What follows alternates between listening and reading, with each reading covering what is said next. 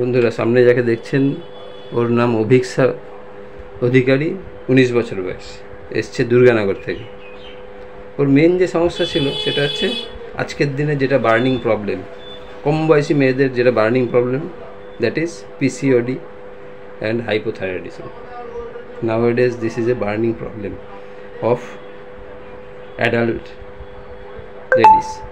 তো ওরও তাই ছিল, দীর্ঘদিন ধরে পিসিওডিতে ভুগছে, হাইপোথাইরয়েডিজমে ভুগছে। আর পিসিওডি হাইপোথাইরয়েডিজম যেখানে আসবে সেখানে কিন্তু পিরিয়ডের বিভিন্ন সমস্যা, delayed menstruation, patient become fatty, and due to PCOD, acne all over face, not only all over face, some of the patients all over body, কিছু কিছু পেশেন্টের সারা শরীরেও দেখতে পাই যায় অ্যাকনি। তো ওর দীর্ঘদিন ধরে অ্যাকনি কমছে না। এই যে পিসিওডি, এই যে অভিক্ষা অধিকারী, 19 বছর বয়স, দুর্গানগর থেকে, পিসিওডি হাইপোথাইরয়েডিজম সিন্স 5 years, তাই তো 5 বছর ধরে ভুগছে। তার জন্য মেনলি অ্যাকনি। এখন একজন সুন্দর মেয়ে, মুখটা সুন্দর, দেখতে ভালো, এবার যদি দেখা যায় অ্যাকনি কিছুতেই কমছে না, তাহলে এই থাকতে থাকতে তার একটা মনে ডিপ্রেশন এসে যাচ্ছে যে কী হলো, আমার কমছে না, দেখতে খুব খারাপ লাগছে, তাই তো ডিপ্রেশন এসে যাচ্ছে, ডিজিজ অ্যাংজাইটি হয়ে যাচ্ছে যে কিছুতেই কমছে না। এবার তার জন্য কি বসে থাকবে? এই যে মা এসছে সঙ্গে, বাবা মা, নিজে অলসো, ডাক্তার অনেক দেখিয়েছে, চিকিৎসা অনেক হয়েছে, বাট উইদাউট এনি রেজাল্ট, কোনো রকম কোনো রেজাল্ট পাইনি। কিন্তু চিকিৎসা হয়েছে আমাদের প্যাথিতেই, চিকিৎসা হয়েছে হোমিওপ্যাথিতেই, নট মডার্ন মেডিসিন। কিন্তু আমাদের প্যাথিতে ওই আমরা যেটা সবসময় বলি, treat the patient not the disease. একজন পেশেন্টকে ওভারঅল দেখে যখন ওষুধ দেওয়া হয় তাহলে অবশ্যই চিকিৎসায় কাজ দেবে, কিন্তু হয়তো ও যাকে দেখিয়েছে আগে হয়তো দেখে ওভারঅল দেখে ওষুধ দেয়নি, বা ডিজিজ দেখে চিকিৎসা করেছে, মেবি, জানি না আমি কাকে দেখিয়েছি, তাই জন্য আগে চিকিৎসা করেছে কিন্তু কাজ হচ্ছিল না। তাহলে আমি কি দেখলাম? আমার এখানে আসলো এই যে অ্যাকনি অল ওভার ফেস, মুখে অ্যাকনি, স্ক্যাল্প, অকেশনাল ইচিং, এছাড়া নাভির চারপাশে একটা রিংওয়ার্ম ছিল, যেটা খুবই খারাপ অবস্থা ছিল, দগদগে ঘায়ের মতো, তাই তো, যেদিন আমার কাছে এসছে এই অবস্থা নিয়ে এসছে। স্টুল একটু কনস্টিপেশন ছিল, 2 to 3 days ইন্টারভেল ছিল। আর পিরিয়ডটা, যেটা পিসিওডি আর হাইপোথাইরয়েডিজমে যে জায়গাটা মেন এফেক্ট করে, ডিলেড মেনস্ট্রুয়েশন, 4 থেকে 5 মাস পর পর পিরিয়ডটা হতো। পেশেন্ট বিকামস ফ্যাটি, এই যে মেন্সেস 4 to 5 months ইন্টারভেল। আর ছিল ক্যাচেস কোল্ড ভেরি ইজিলি, ইচিং থ্রোট, একটুতে ঠান্ডা লাগতো, সর্দি কাশি হতো, গলা চুলকাতো, তাই তো ছিল। আর মোটা হয়ে যাচ্ছিল। তাহলে এই দুটো রোগে কিন্তু এই হয়, delayed menstruation, patient become fatty, acne all over face, some of the patients all over body, এইগুলোই সমস্যা। তো এই নিয়ে চিকিৎসা করেছে, উপকার বিশেষ কিছু হচ্ছিল না। ও হয়তো আমার ভিডিও দেখে এসছে, তো না, ভিডিও দেখে আমার সাথে যোগাযোগ করেছে, এসছে। তাহলে আমরা যেটা দেখলাম, তাহলে আমরা তো এই সিমটম দেখেই ওষুধ দেবো না, আমরা দেবো ওভারঅল একজন পেশেন্টকে দেখব। তাহলে ওর যখন পার্সোনাল হিস্ট্রিতে দেখেছি ওর একটা শ্বাসের সমস্যা ছিল, কোনো সময় রেকারিং টনসিলাইটিস ছিল, স্কিন ডিজিজ ছিল, তাই তো, এগুলো ছিল। ফ্যামিলি হিস্ট্রিতে সিএ দেখেছি অনেকের, ওর গ্র্যান্ডফাদার মানে দাদুর সিএ ছিল, কোনো এক আঙ্কেলে এই আন্টির সিএ ছিল, সিএ অনেকের পেয়েছি। বাবার স্পন্ডাইলোসিস আছে, ঠাকুমার গলব্লাডার স্টোন আছে, তাই তো, ঠিক বলছি তো, মায়ের গলব্লাডার স্টোন, আপনার গলব্লাডার স্টোন অপারেশন হয়েছে। তাহলে পেশেন্ট ইজ সাইকোটিক, এখান থেকে বোঝা যাচ্ছে।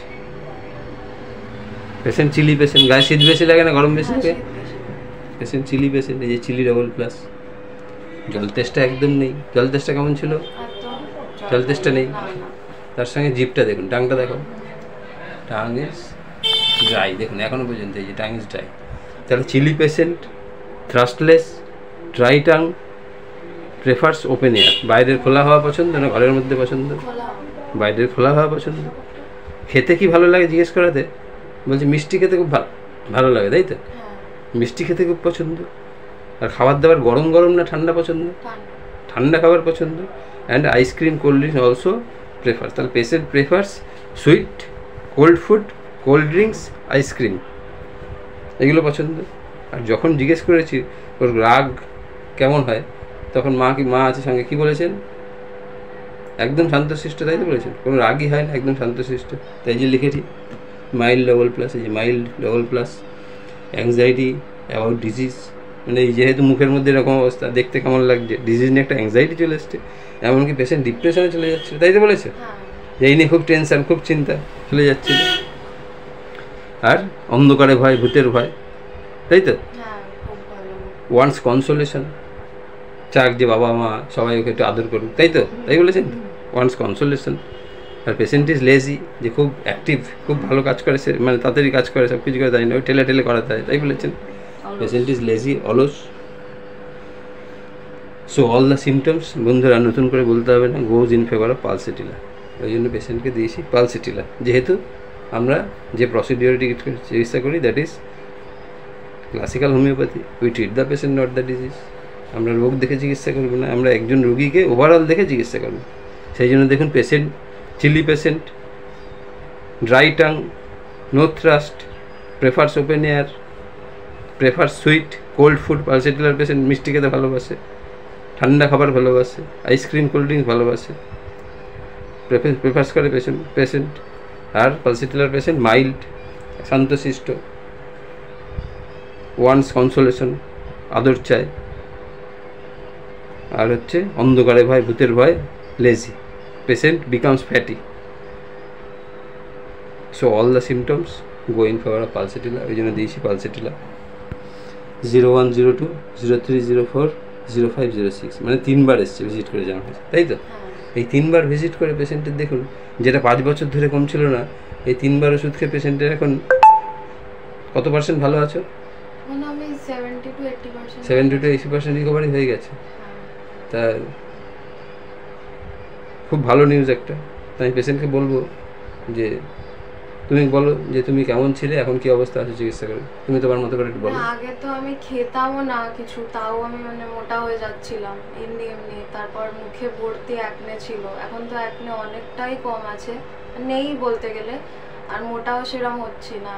তারপর কনস্টিপেশনটাও আগে থেকে অনেক ভালো আছে। পিরিয়ডটা ডিলেট হচ্ছিল, এখন ঠিক ডেটে হচ্ছে বলছো? হ্যাঁ, পিরিয়ডটা 10-12 দিন লেট হচ্ছে, কিন্তু হয়ে যাচ্ছে প্রত্যেক মাসে। আগে যেমন 4 মাস 5 মাস ডিলেট হতো, হতোই না, 4 মাস 5 মাস ডিলেট হতো, তার জন্য ওষুধ খেতে হতো, নাহলে হতোই না।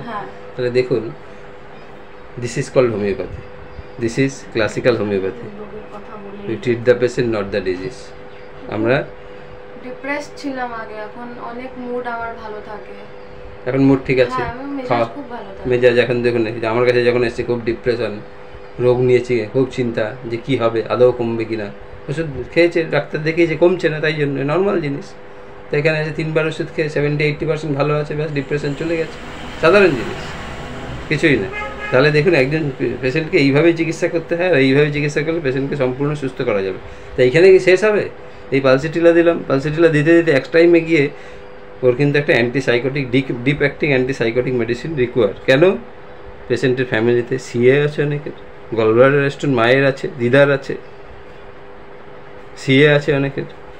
So deep acting antipsychotic medicine দিতে হবে কোনো সময়। সেটা কখন আসবে সেটা আমাকে, তার সিমটমগুলো আমাকে দেখিয়ে দেবে যে কখন দিতে হবে। এখনও পর্যন্ত এই মেডিসিনটাই কন্টিনিউ করবে, এবং পেশেন্ট এখন 70-80% ভালো আছে, 100% সুস্থ হয়ে যাবে। তো যাই হোক, তোমার ভিডিওটা তুমি তাহলে খুশি হয়েছো? হ্যাঁ, খুব ভালো আছে, এখন আর ডিপ্রেশন নেই। তো তোমার ভিডিওটা তোমার পারমিশন নিয়ে করলাম, যাতে আমাদের যারা জুনিয়র ফলোয়ার আছে, বা যারা হোমিওপ্যাথিক ডাক্তার, যারা অনেকে দেখে, আমাদের ফলোয়ার আছে, দেখে, সেগুলো দেখে তারাও উদ্বুদ্ধ হোক, তারাও এইভাবেই চিকিৎসা করুক। তাহলে তোমাকে আর দূরে দূরে যেতে হবে না। তুমি দেখলে তোমার পাশের যে ডাক্তারবাবু আছে সেই তোমাকে সারিয়ে দিতে পারবে। ঠিক আছে? এইভাবে যদি তৈরি হয় তাহলে চিকিৎসা ঠিক করতে পারবে এবং পেশেন্টকে সম্পূর্ণ সুস্থ করা যাবে। তা তুমি সাহায্য করেছো, অনেক ধন্যবাদ।